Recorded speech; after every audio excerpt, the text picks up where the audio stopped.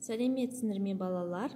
Бүгінгі сабақтың тақырыбы терезеде гүл тұр. Здравствуйте, ребята! Тема сегодняшнего урока – на окне стоит цветок. Жаңа сөздер сөздік дәптерге жазып аламыз. Новые слова запишем в словарную тетрадку. Сынып – класс, терезе – окно, су құяды – поливать, гүл – цветы. Тағы бір қайталап шығамыз. Повторим еще раз. Сынып – класс, терезе – окно, су құяды – поливать, гүл – цветы.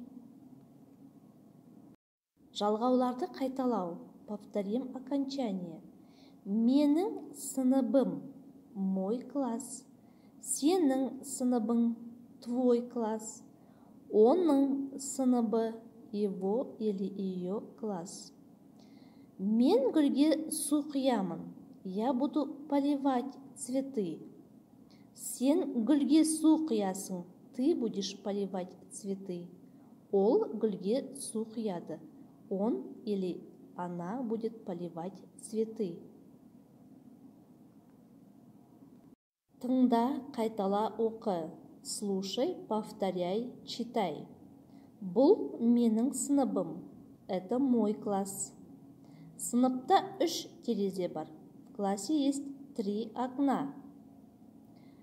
Терезеде гүлдер тұр. На окнах стоят цветы. Әлібек пен Анель гүлге су құяды. Әлібек и Анель поливают цветы. Гүл әдемі. Цветы красивые. Оқылым, чтение. Бірінші тапсырма. Мәтінді оқы. Суреттерді мәтін мазмұны бойынша орналастыр. Первое задание. Прочитайте текст. Расположите рисунки по тексту. Бұл сынып. Это класс. Сыныпта 3 терезе бар. В классе есть 3 окна. Терезеде 5 гүл тұр. На окне стоят 5 цветов. Мынау гүл әдемі. Этот цветок красивый. Гүл қызыл, жапырақ жасыл. Цветок красный, листья зеленые. Мен гүлге су құямын. Я поливаю цветы. Письменная работа. Екінші тапсырма. Суреттің орнына қажетті сөзді қойып, сөйлемді толықтырып жаз. Второе задание. Вместо картинок нужно поставить правильные слова. Мысалы, например, бұл үлкен терезе. Это большое окно.